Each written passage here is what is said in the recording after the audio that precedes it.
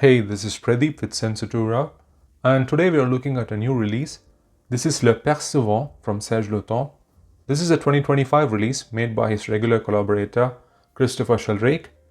Now, this has not been widely released just yet. For the moment, it's available for sale only at the Paris Palais Royal boutique. I would assume it will be slowly rolled out to their usual outlets and markets where Serge Lutens still have a presence.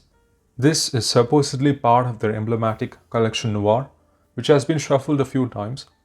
Already I can confirm, as you can also infer from the color of the fragrance here, it is not one of those rich, warm, amber concoctions. Serge Lutens always go heavy on the colorants with those fragrances. This seems to fit more so in the bracket of creations like Clair du Musc, Gris Clair, Iris Silver Mist, L'Orpheline and such, in that this for me is predominantly a musk-centered fragrance. The note from the brand goes, quote, a cocoon of musks and luminous notes of clary sage, a mystical water infused with essences and light, salvation for those who live life to the full, unquote. They also make references to the eye of a storm and a windbreaker, which is what Perce Vent means in French. So how does it smell? The note from the brand would be a good place to start.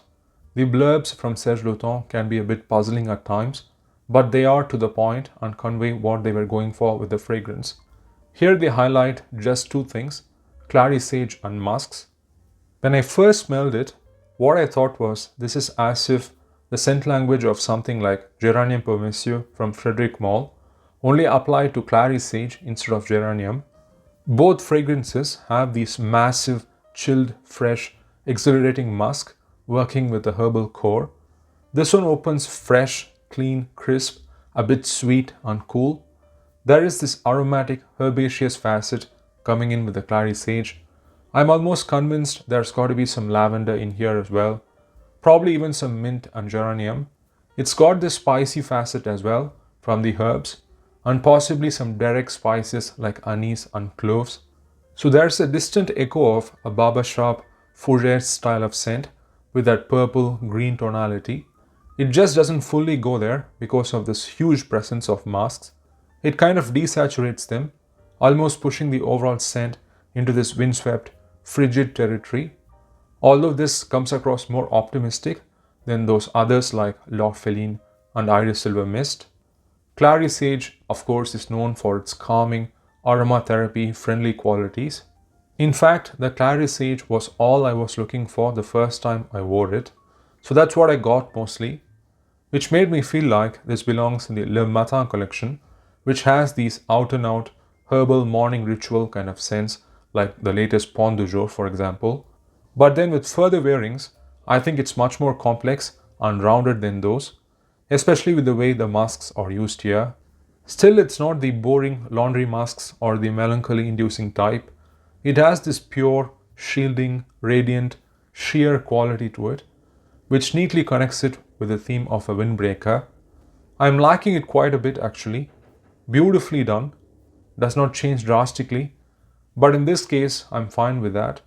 I have only worn it a few times so far because I would prefer this much more during spring or summer. It's surprisingly potent for a fresh fragrance. I sprayed it just in my arm and it was diffusing out of my jacket. It's nice to see Serge Lutens doing fresh scents like this. Couple of people have asked me if Serge Lutens ever do fresh fragrances at all, because the creations that get talked about the most are Ambre Sultan, Chergui, Féminité du Bois, all these rich, heavy scent profiles. But Serge Lutens has a lot of fresh fragrances, even some collections like the Le Matin and the Low lines, apart from those in the main line itself. This will be a nice addition to those. For now, I don't intend to jump for a full bottle or anything. I would like to wear this more when it gets a bit warmer here and see how it goes. Though I have not been totally impressed by the releases of Serge in the last few years, they have enough interesting elements to keep me curious about the brand, which also makes me come back to smell whatever they put out. I like that sort of consistency. This for me is certainly a brighter spot amongst their recent creations. That has been my thoughts on the newest Le Perce Vent. Thanks for watching, take care and ciao.